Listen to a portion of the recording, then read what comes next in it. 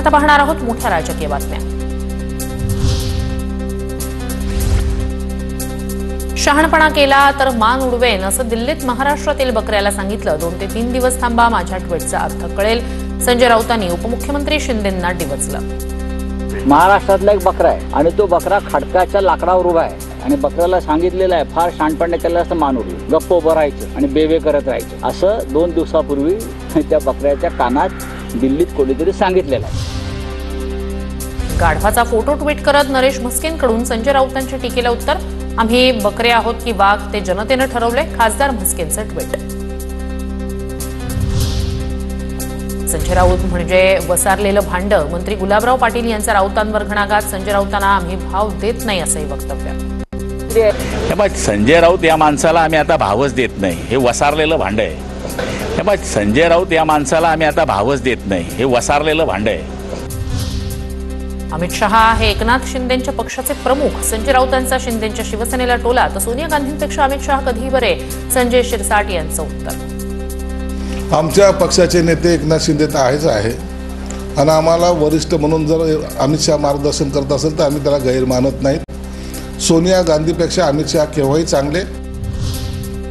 शहांच्या दौऱ्यात पालकमंत्री पदाचा विषय नाही, माझ्या मनात ती भावनाही नाही। स्नेहभोजनानिमित्तानं महायुतीचे नेते एकत्र, सुनील तटकरे यांची प्रतिक्रिया। पक्षाच्या पलीकडे जाऊन कौटुंबिक स्नेह कसा असू शकतो, कसे विचार असू शकतात, हे आज अमितभाईंच्या भेटीने या ठिकाणी दाखवलं। आजच्या भेटीत पालकमंत्री सोडाच कुठल्याही राजकीय विषयावरती बिलकुल त्या ठिकाणी चर्चा नाही। छत्रपती शिवरायांबरोबर जे मावळे लढले त्यांच्या समाधी का नाही बांधल्या? मावळ्यांपेक्षा कुत्र्याचं योगदान जास्त आहे का? वाघ्याच्या समाधीवर उदयनराजेंचा संतप्त सवाल।